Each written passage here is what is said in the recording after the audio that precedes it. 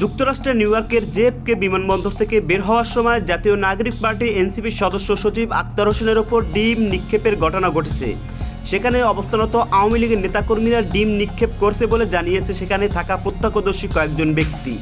ইতিমধ্যে আক্তার হোসেনকে ডিম ছুঁড়ে মারার ঘটনায় এক ব্যক্তিকে নিউ ইয়র্ক পুলিশ আটক করছে বলে জানিয়েছে নিউ ইয়র্ক ভিত্তিক সাংবাদিক সঞ্জীবন সরকার।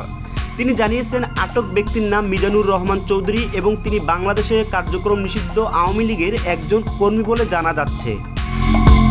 সোমবার জাতিসংঘের সাধারণ পরিষদের ৮০তম অধিবেশনে যোগ দিতে অন্তর্বর্তী সরকারের প্রধান উপদেষ্টা অধ্যাপক ডক্টর মোহাম্মদ ইউনূসের সফরসঙ্গী হয়ে নিউ ইয়র্কে গেছেন ৩টি রাজনৈতিক দলের ৫ জন নেতা।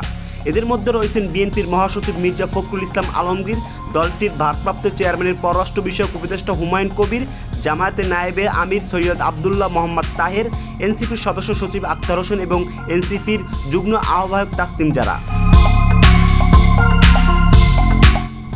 এদিকে প্রধান উপদেষ্টা এবং রাজনৈতিক নেতৃবৃন্দ নিউ ইয়র্কে পৌঁছানোর আগেই বিমানবন্দরের বাইরে অবস্থান নিয়ে বিক্ষোভ করেন আওয়ামী লীগের নেতাকর্মী ও সমর্থকেরা। তাদের উপর অতিরিক্ত ডিম নিক্ষেপ করে অবস্থান কর্মসূচি পালন করেন আওয়ামী লীগ নেতাকর্মীরা।